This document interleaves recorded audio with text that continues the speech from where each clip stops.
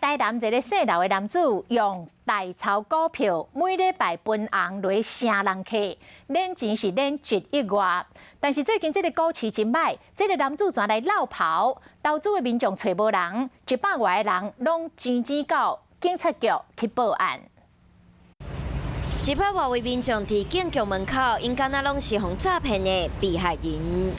相片当中摕几台现金手臂赞的，都是用指控以代抄股票的方式趁钱的刘先生。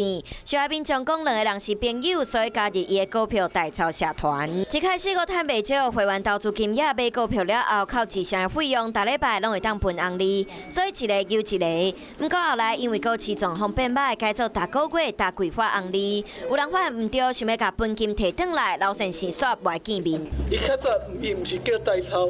伊较早只是帮伊的朋友，一直介绍朋友啊，拢无甲伊收钱的哦。阮烦恼的就是讲，有可能这个囝是去互绑去啊。亲人替刘先生讲，绝对无骗钱，佮讲伊的心真软。甲刘先生的社群网站拍开，会使看到伊和名车翕相，佮有和朋友做伙佚佗的相片。刘先生高中毕业了后，家己经营手工清洗保养牌啊和鞋仔的店。 不过，实际到查甫人经营的店面，厝边讲已经有一阵啊无做生意。被害人高达50人以上，相关的受骗金额达1亿多元。该民众目前也逃逸无踪。警方目前已经介入调查，嘛要提醒民众投资理财，只要有听到保证趁钱、绝对袂了钱等等的话术，一定要特别注意。